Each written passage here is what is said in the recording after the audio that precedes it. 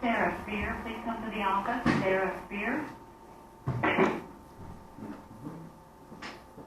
Did I miss a lot of notes yesterday? No. What are we going to be doing on Thursday? Well, I'm gone, so it'll be a sub, and it'll be kind of working on homework. That's it? Because I want to be at Save on Live also. Are you going there too? Okay, I thought so. That's what Brennan told me. I was like, Yeah. okay. So I won't miss. We won't miss that one. We won't miss it. Okay, good deal. Yeah, we won't miss.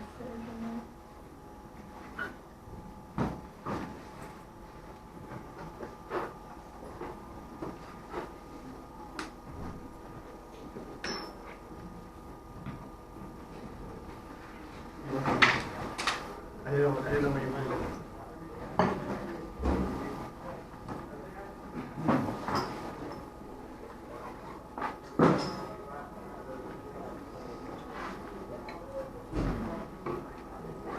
Just need notes today, and that worksheet if you haven't finished.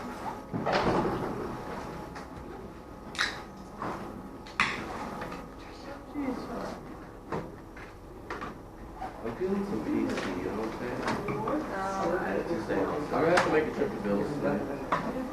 It's like I think that. I wonder when. No. Maybe I'll go when I can see you.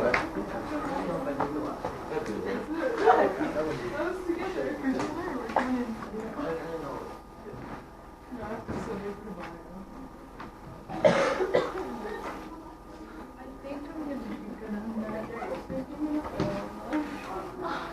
You don't have to draw it.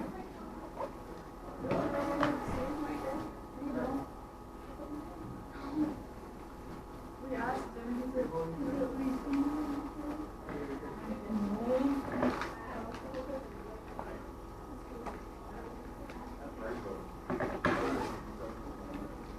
Word.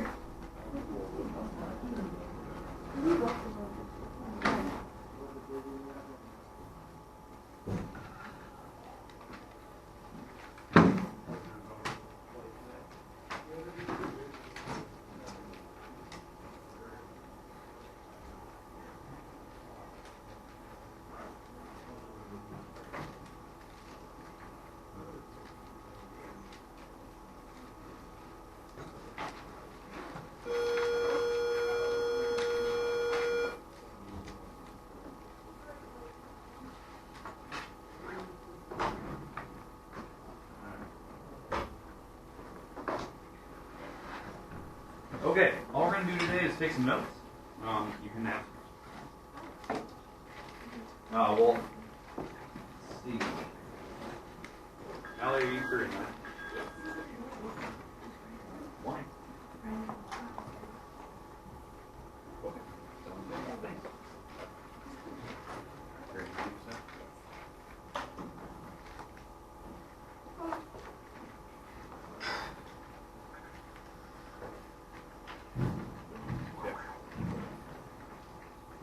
Alright, we're just going to do a few notes here today, and then once we're done, you can work on that worksheet 2.6. When is that worksheet 2.6 due? Tomorrow. So make sure you're working on that. The worksheet we did, what was it, last Thursday, the in-class one that had like 1 through 12 on it. That one needs to be stapled to it. Even if you got it done or not, it was something we did in class together, you still get points for it. The worksheet we got yesterday was the worksheet 2.6. It was one that had like 1 through 5 on the front, 6 through 15 in the back. You only had to do the 1 through 5. That was it. 1 through 5. That's it. Okay, now, if you were gone yesterday, it was pretty straightforward. Basically, all we talked about yesterday was postulate 2.8, which was this, that when you pick any points on a line or a line segment, there's a one-to-one correspondence to real numbers. And what this is basically telling you is how to draw a number line. So if you pick 2 spots, you pick A as 0, pick B as any other number that you want, and eventually you establish a number line. So like on this one, they've established the number line is going to 3 for the next letter. So where would C be down the road? 6.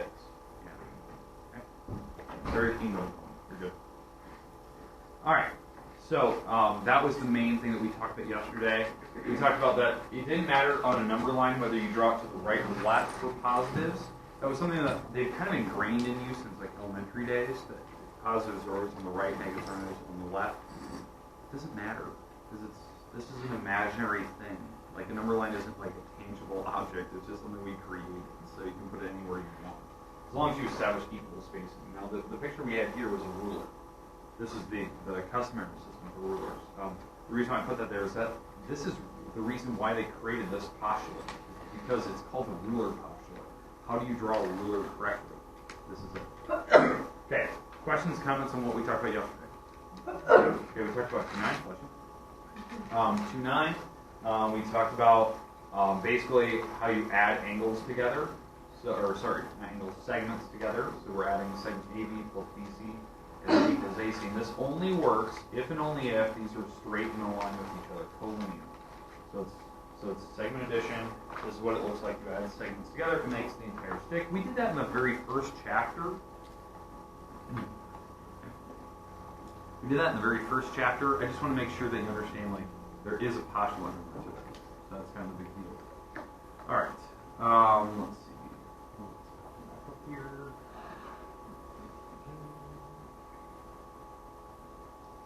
All right. It's called segment addition. Today we're going to see the other one, which is angle addition. We'll see that one today. All right. Theorem 2.2 is the one we did yesterday. So again, that PowerPoint will be online today, and we'll post it probably this morning. We talked about reflexive property, symmetric, and transitive, and this applies to segments. Now, we've already had these three properties. They're on your property sheet for algebra, but those were properties of equality.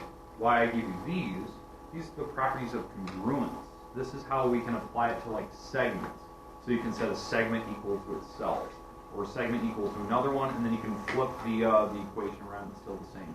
Or transitive, where you connect a bunch of segments together because they're all equal. That kind of thing. It's like a daisy chain, and eventually you can make a conclusion off of it. Okay, so these are the ones we've already talked about. We're going to come back to this one today at one point, like this, and how we can use it. This is going to be one of our first examples from today. Okay, questions with what we did as of yesterday. All right, today we're gonna. I said like today and. Yesterday, today, and tomorrow, we're kind of going through just a few notes, theorems, some basic properties, and then Thursday, since I'm gone Thursday, it'll be kind of a work day for you. It'll be, I'll give you a couple homework problems. The assignment will be relatively short. It'll just be like, hey, prove this object or prove this, and it'll be a geometry proof. So you only have a select few of them. Geometry proofs usually take about 4 to 5 lines. There's some rare occasions where it takes more, depending on like how difficult things they give you and what you need to prove, but it'll be really a real basic assignment, nothing in depth. This Friday we'll start talking about the practice test. Next Monday we'll do the practice test, and then our test in here is next Tuesday, a week from today, on chapter 2. So this is something like for the next couple days, what you should be doing during like a study hall, or if you have some time, like read through this chapter 2. Get used to the vocab terms. Make sure you have your property sheet. Make sure you're getting all the homework wrapped up and stuff. I'll update your grades later this week. So you can kind of see where you're at for that test and see what you need to read and stuff. All right, today's goals. This is what I want to get through today. Obviously, we did a quick review, but I want to do a couple proofs. Just kind of make sure that you're filled in like what you need to do for this Thursday for geometry. I want to do a couple new postulates today. That kind of go hand in hand with what we talked about yesterday. That's why I kind of felt they go really nicely. And then we're going to do a few theorems today. Theorems 2.3 to 2.7. Some of them are not new. They're just, we put a number to it. A lot of these go with previous definitions we've talked about. So it's kind of nice that we have actually a property that would go off of it. And then we're going to do a couple of proofs and just some basic ones, just so you can see how it works. All right, but that's our goal today. That's it. That's all I want to get through, and we're going to kind of click through these pretty quick. All right, so let's do a geometry proof. So this is my example today. This is one I want to do. This one's going to show us kind of how we can use reflexive, symmetric, transitive, that type of thing. All right, so it's a 2-column proof for the following: if AB is equal to CD on that picture, then we need to prove that AC and BD are the same, like they're the same stick. They're congruent to each other. Now, I'm not sure if this one will take 4 to 5 lines. Depends on how much work we're going to put into it. It shouldn't be too bad. But we do have to like write the the first line, then define what congruent means, and then later on we'll have to redefine congruent because we have to get back to this symbol in the variant. Okay? Alright, questions with what we're going to try to do here. This is going to show us the reflexive property for the first time, like where we use it. So this is going to be a good thing. That's why I want to bring this one up. This one I kind of had in my pocket that I want to show you since we had a reflexive property from the beginning. Alright, so let's start with the first one here. When we start a proof, write the word proof. Line 1 here, we have to start with the given. This is our given information. The segment AB is congruent to CD. Or given. Alright. Now, what does that mean? What does congruent mean? So that would be like line number 2. That I would say that the length of AB, so if I leave the bar off, it means the length. You're measuring with a ruler. That's equal to CD's length if you were to measure it. And that would be the definition of congruent. Now, on the picture, I'm going to put the markers so you can understand what I'm doing. AB and CD are equal. So that's a little hash mark. Show you. Okay, everyone understand the setup? Usually it's kind of the same for geometry. We always define what they are. Okay, now let's talk about what we need to get to in the end. This will help us kind of plan our attack, what we need to do here. What we need to do in the very end is we need to show that AC, this piece right here, is the same as this piece, BD. Like that, those larger pieces, the larger segments are the same. So as you can tell, at some point we need to use this middle stick, BC, which we haven't introduced yet. So we have to introduce that right now because we are going to use that here in a second.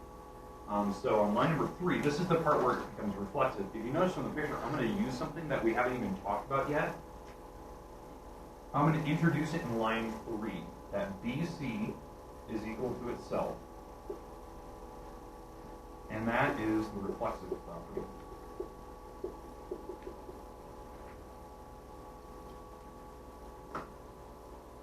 I'm going to use that little BC because it's going to imply, because I need BC, this little stick, to make sure that I can make AC, the whole thing. And then I also need BC to make BD, the whole stick. So I'm going to need that.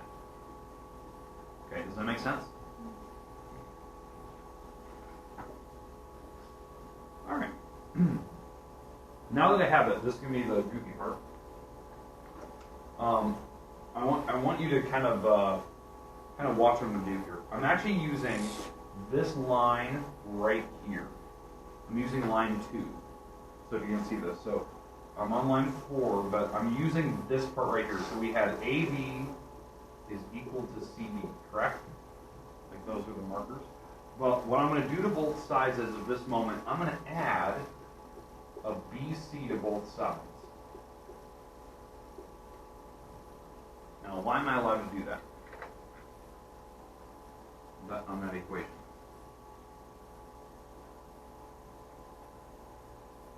What property allows me to add something to both sides like magical?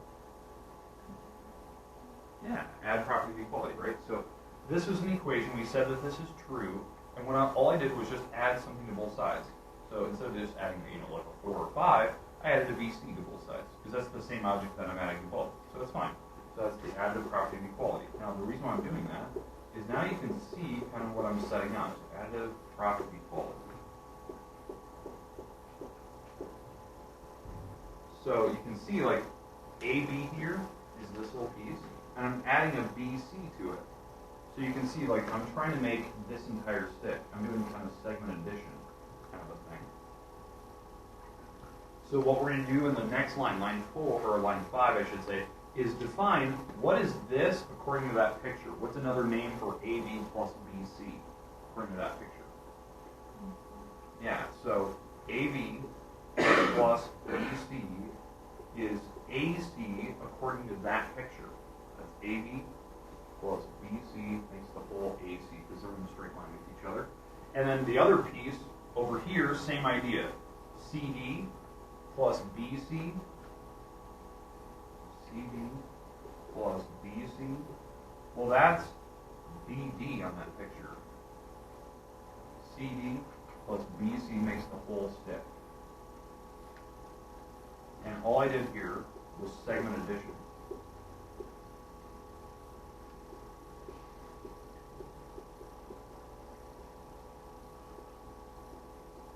So I did a segment addition postulate. Notice I didn't give it the number. I don't care that you're going to call it, postulate 2.10 or 2.9. I don't care that you know the number. The name is segment addition. You add the segments together. Now, why I'm doing that, why I'm defining what AB plus BC is to make AC, I can substitute this in there. I can take out AB plus BC here, and this line is line number 4, and I can plug in what it is equal to. So this piece, this little puzzle piece, I can plug in an AC in here, the part that I underlined. And then same thing over here, this CD plus BC, I can replace this with BD. And that's exactly what I need to prove, right? I need to prove that AC and BD are the same. So I'm going to substitute those in. So on line number 6, I'm substituting those in. AC is equal to BD. What I did here was I did substitution.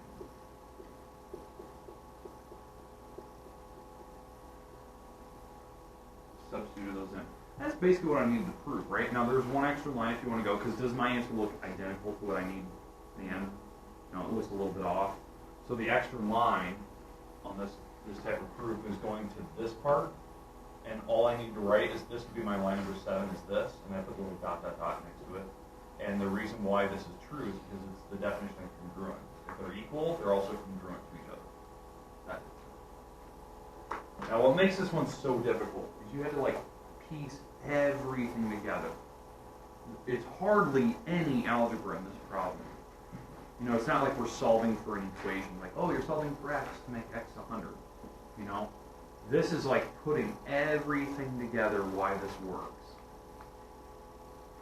What you're actually looking at here is almost a definitive way of showing why segment addition works, why that postulate works, which is actually really difficult to show that. That's why it takes so many steps. This is a rarity. You never see a geometry group that goes 17 lines. This is a tough problem. They didn't give us a lot. They only give us 2 things. They gave us that. And they give us a difficult looking picture. Okay. Questions on how that worked? So I started with a given. I had to redefine that. Now I'm going to introduce a new piece, which is the reflexive property. That's what I said earlier. And then we can do segmentation.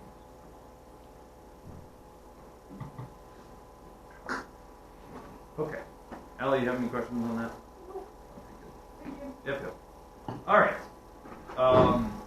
Yeah. I just wanted to show you that because it introduced a reflexive property for the first time. Used segment addition like we talked about yesterday. I thought that was just kind of interesting that it was almost everything you needed. And it's a little more difficult than something that we're used to seeing. Okay, now, how this could be different, because obviously this is a very, very different structure of a geometry proof. It's way harder than normal. Kind of go back a little bit to show you kind of where, what type of other geometry proofs there are. If they're a little more difficult than those previous ones where you use a lot of algebra. Here's a different one. So, we're not going to do this one, I just want to show you this. So we're showing that 2 segments are equal to each other. They're congruent. And another pair congruent to each other. Shift the parts. And xz and wx are equal. Then what we need to prove is that these 2 things are equal. They're congruent to each other. And here's my picture. Now, basically, if you follow the daisy chain of events here, like what they're saying, and this is what we need to show in the very end. Okay, wy and yz are equal. So here's wy, yz are equal. So they have the 3 inches. Okay, so that's fine. That's line number 1 that's given. Line 2, yz and zx are the same. So that's true. Xz and wx are the same. So far it was like a daisy chain. Line 1 was these 2, line 2 was these 2, line 3 was these. In the very end, we have to show that this piece and this piece are equal. So it's this chain of events. Line 1, you write all the givens. Line 2, you define what these mean. Means that they're equal. Line 4, was that I could do this transitive property, showing that Wx and Wy have to be the same because of this transitive, that they're all connected to each other, like this big daisy chain. And then you can put line 5 is that they have to be congruent to each other. Because they're all 3. And the reason why in this first line they don't have the bars is they actually use digits. And it's 3 inches and 3 inches. It's actually a square.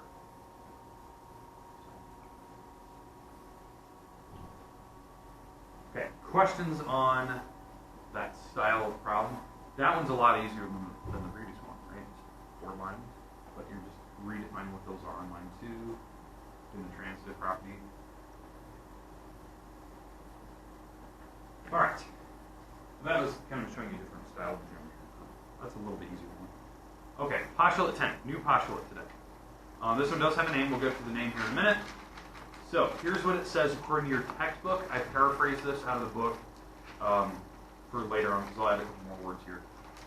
Given any angle, the measure can be put into one-to-one correspondence with real numbers between 0 and 1/8. So any angle, the measure can be put into one-to-one correspondence with any real numbers between 0 and 1/8. That doesn't explain a lot. What they're asking you to do here. So I kind of paraphrase. So here's something that I've got from another geometry book, and this explains what we're going to be doing. We're going to be drawing a picture. Okay, given any 2 points A and B on a line, point P is in between them, and all the ray APB corresponds to 0 and PB corresponds to 180. So I'm going to draw this for you so you can see this. This, by the way, this is not your textbook. This is what I pulled from other textbooks that explain this postulate way better, because this doesn't tell you anything. Any angle can be put into one-to-one correspondence with real numbers between 180. All they're saying is that when you draw an angle, you can measure it. Okay? Yeah, but that's not explaining what we need to do here. It's not explaining like how to create what we're about to create. So this is the way that I paraphrased from a different textbook. So draw a line. So here's my line. We're going to put A and B on it. Here's A, here's B. And P is somewhere in the middle of it. Doesn't matter where. Okay? Okay, ray A to P, so PA, whatever you want to call that, this ray is corresponding to 0 degrees. Let's say 0. PB corresponds to 180. So here's 180. Going this way. And again, this is kind of the middle. So 0 is this side, 180 is that side. All the rays, because then when it says right after that, all the rays on one side of this line, so line AB, either the top or bottom, I'm going to go top, they all have real number values, all the rays above it. So if I draw a ray up here, or I draw another ray, or I draw another ray, these rays actually have numbers that are associated with it. So like this number could be 60, this number could be 110, this number could be 150. Because what is it looking like? What does that object look like when you draw it? What is that geometric tool that we use? What's that tool we use to measure angles?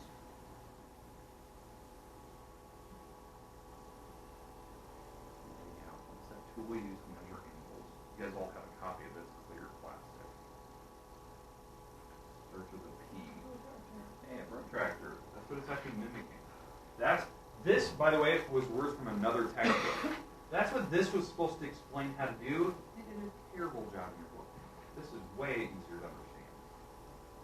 Okay? In fact, we can find any angle on this, even if it's a ray or not. Okay, we can find any angle, and I'll show you kind of what I'm talking about here. But all these real numbers that go with each of these rays, that's the angle that you're making with from A to P to whatever that ray is. A to P to whatever that is, A to P to whatever that is, A to P to B. These are all the angle measures. Okay? And you can go any direction. It didn't tell me where A had to be. So A could be on this side, and B could be over here. So that's why your protractor has 2 different sets of numbers. Okay, now, how you can find any angle on this picture, even angles that are really weird, like angle OPQ, where O and P, if you agree, O and P are not even on that thing, but and O and Q, P and Q are not. I can find an angle between them. So let's say, in fact, I'm going to use those numbers I just erased.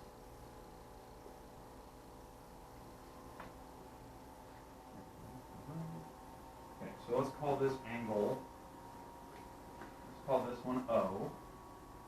That's angle O, which this, I think, what do we call it, 60 degrees. This is O here. And this is Q, and we'll call this one 110. I just did a little bit ago. We can find this angle, OPQ, the one right in between it. And there's this process for how you find it. Okay, to find the angle that's right here, from O to P to Q, this middle angle, all you do is you subtract the two numbers. So this is the formula they tell you in the book. Now, where have we seen that formula before? Let me remember, where have we seen that? Where have we seen like X minus Y? It's not the very first chapter, but what was it used for?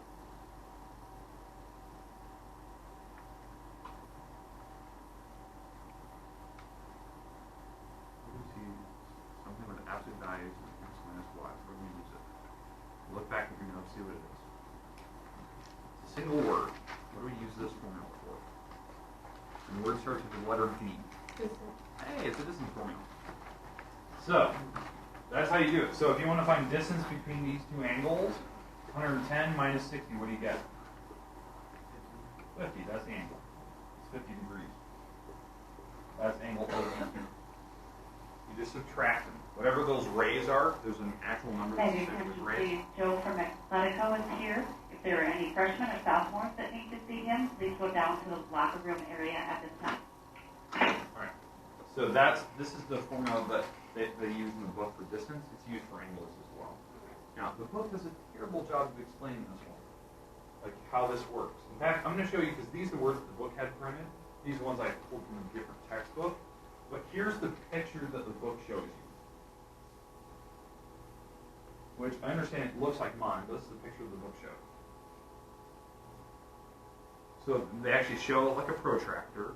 They had A and B on the line, but then they had some rays coming off of B. Not B is not over here anymore, but B is the middle.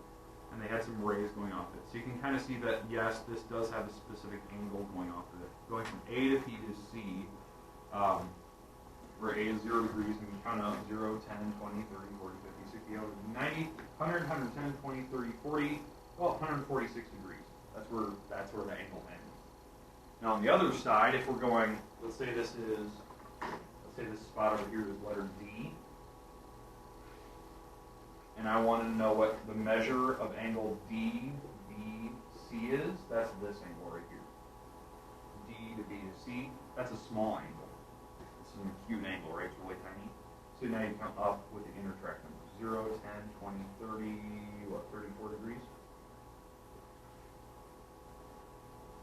So you got to know like which side of the protractor you're using. You're using small numbers, using big numbers, because obviously you look at how big the angle is. That's just kind of how I look at it. Okay, makes sense how you use the protractor? Now, the name of this postulate is called the protractor postulate. How they created a protractor for the first time. They established the numbers from 0 to 180, and then all the rays in between have an actual digit that goes with it. So they could have picked any numbers here. They just picked 180 to go to.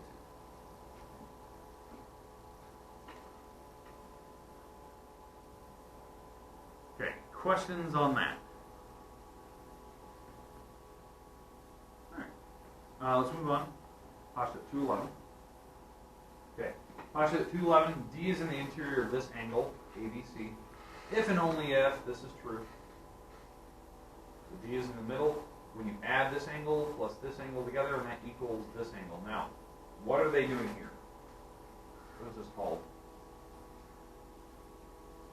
What are we doing with these angles? We're adding. That's the name of the postulate, right? It's angle addition. We're adding angles together to make a bigger angle. So they're taking ABD, that's this little X angle. They're adding CBD, this angle over here, which is angle Y, and when you add them together, you get the entire angle ABC, which is X plus Y. So you can see it. You have two pieces, it's the entire thing. So instead of segment addition, now we have angle addition. So this is the 11th postulate we've had.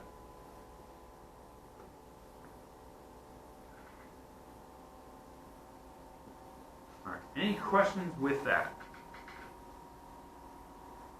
Okay, now, here's good news. That is our last postulate of chapter 2. It's the last postulate. The rest of the things we have are all theorems. Now, would you agree 11 postulates is a little excessive? Okay, it's a lot. It's a lot. Especially when I said that they could be potentially vocab words. So here's the good news. You know that property sheet I gave you? That had, the properties on it, the properties of equality? You can start adding these postulates to it. Yes, I'm allowing you to add stuff to it. So you can start writing these postulates down. You can write the words down that go with it. You can even draw little pictures. Okay? Does that make sense? You can do that for the test. Now, if you don't, not a big deal. That's your own fault. So now you can start adding stuff. That'll be something that's a nice little review for you going into the next test that you start to write those postulates down. Now, if we go to the next part here, we've had a lot of theorems up till this point. I think we've had, 2 theorems up till this point? 2 theorems, 2-1 and 2-2. But what we're going into today is we're going to the next few theorems. We're going to theorem 2-3 up to 2-7. Now, I don't know if we'll get to all 7. I want to go for maybe another minute or 2 here. So maybe we'll only get a couple theorems. But by the end of tomorrow, I'm going to allow you to add the theorems to your property sheet as well. Does that make sense? Now, if you can't make it fit, that's your own fault. You don't get 1 page. You don't get to staple like 20 pages of notes to it. You get that 1 property sheet. That's all you can use for the next test. Does that make sense? And don't tell the other class. I want them to sweat it for a little bit. All right. So let's talk about 2-3. This might be our last one today. All right. So 2-3. Here it says, goes 2 angles form a linear pair. So what do we remember about this word linear pair from the first chapter? When you put 2 angles together, what does a linear pair mean? What does it look like when you put 2 angles side by side and make a linear pair?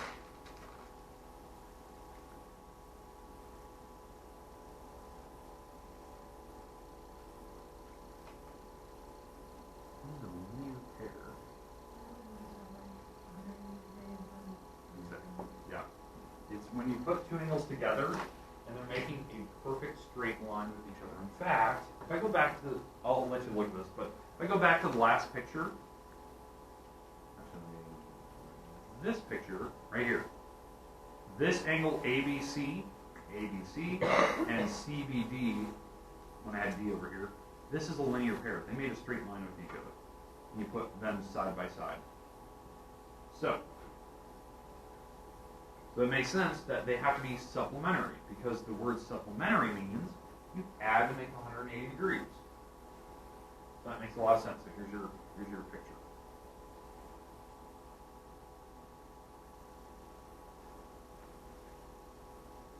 2 angles are side by side, make 180 degrees. That is a linear pair.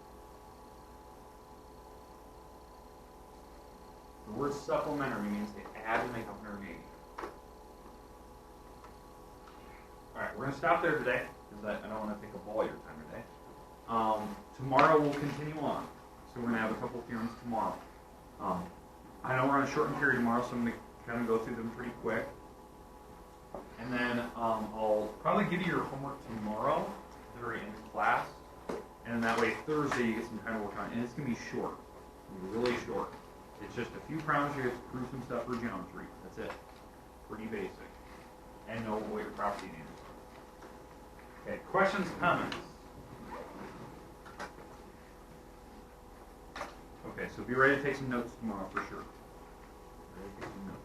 The rest of the time is yours today. We're going to work on this worksheet 2.6. That's the one. If you have not received that one yet, that was the one we got Friday. If you weren't here, you might want to get that.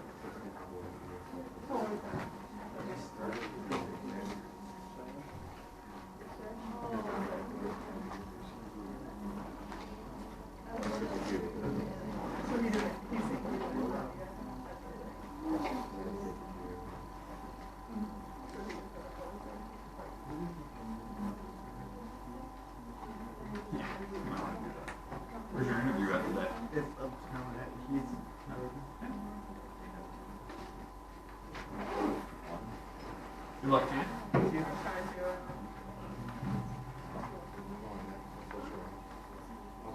Hey, just make sure you get signed out in the office and whatnot.